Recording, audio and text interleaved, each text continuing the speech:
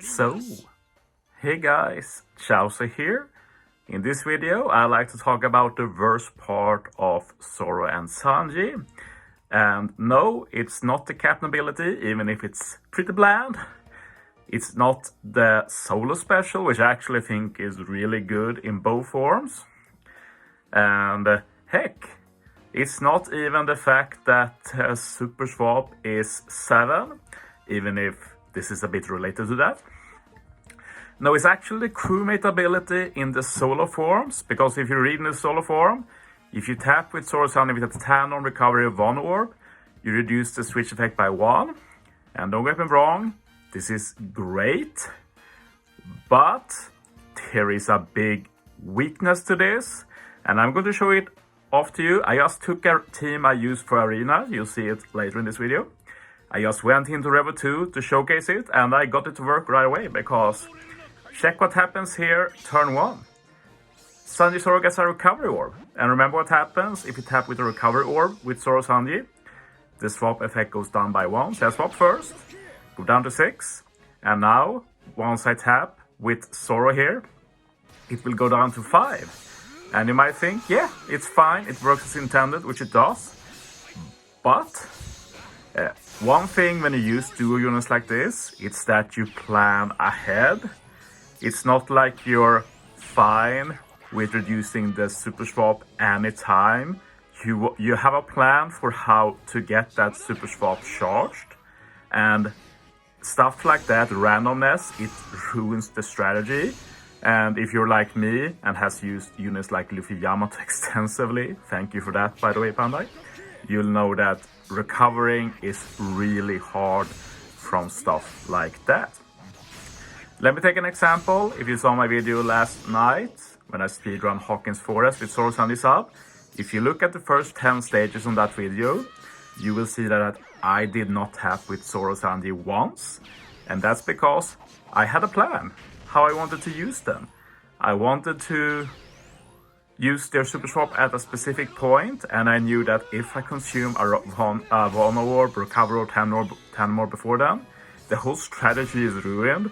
So you can see that I pay super extra attention to never tapping with them at all. And you see again here on this stage, I randomly got that 1 orb, which can happen with Zoro Captain. And yeah, so that means that when I swap Sanji here, become Zoro, tap with Zoro, suddenly my super swap is charged. And now this is not a real team, but if this was a real team, my plan would have probably been to have the super swap for Morley in 2 stages. Now it's already maxed here and that. But this can be worked around. I'm going into just a random content with 5 stages, and if you know how Zoro Sanji works with a 5-turn swap, it should be no way that they can get the super swap for stage 5 without stalling, right? But if you pay a bit of attention here, you will see that the super swap is going down awfully fast, and I'm not even tapping with them. What's going on? Well, there is a mechanic that a few people know. Well, quite a few. I'm not going to say it's just me, it's quite a few who know, but it's still an obscure mechanic.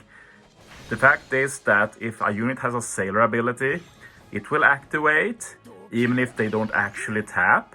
Like here, for example, when I kill Kuro, if the unit I tap with after hero is Zoro, Zoro's sailor will activate, so I get the benefits of it without having to actually remove Zoro's orb.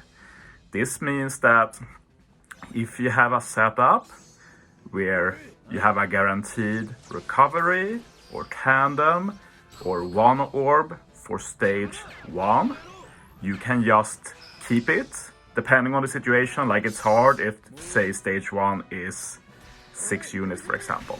Not super common, but it does happen and you have to tap with everybody. Also, while talking, I just showcased that it's not just Wano, it can be recovered too, so I brought Margaret for that.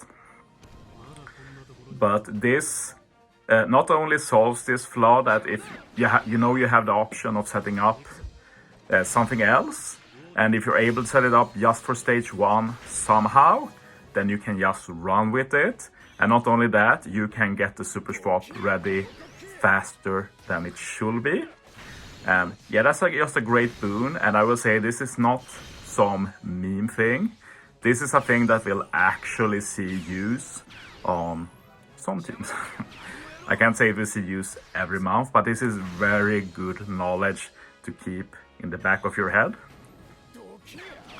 So yeah, you see, stage 4, super swap is ready for stage 5. So with that in mind, let's showcase this for real. Yes, we're doing an arena in an analysis video. Honestly, I throw this together in 5 minutes and just ran with it.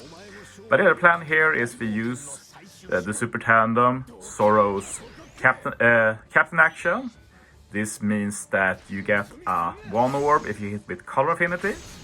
So my Zoro is Dex, so I get a 1 orb. This strat works for stage 5 even if you don't start with it. Luckily enough, stage 2 is all quick, so with Zoro's captain ability I still keep the 1 orb. But after this we're going to be using the strat I just mentioned here.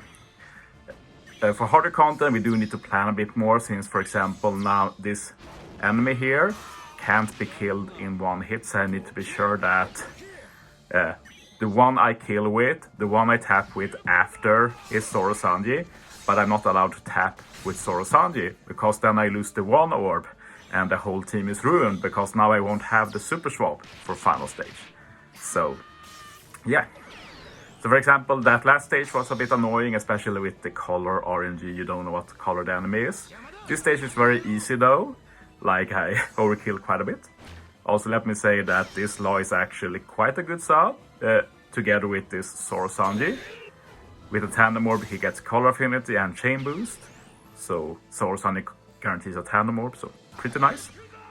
So yeah, here Law is guaranteed to kill, so I just tap with the Sanji after, and now the super swap is charged, and I did not stall a single turn. I did not use like V1 Hiyori to guarantee the orbs and locking them. No, this is just taking advantage of a pretty obscure ability. And it's not just stuff like this, like if you pay attention you'll see it all the time. And you can also use it, like if you take V1 Hiyori for example, with a 1 orb she gives resistance down to Slasher. So this means that she can actually give some resistance down to the final tap without losing her 1 orb for example. So it's a pretty neat mechanic that is nice to keep in mind, and I didn't pay attention until like maybe a year ago. But yeah, with Luffy Yamato releasing stuff like that, I've started to pay a bit more attention to it. So yeah, don't be surprised if you see this in the video in the future. If it does, I'll try and point it out and maybe even link back to this video. But yeah, I hope this was educational. That's it for this video. Thanks for watching guys. See you next time.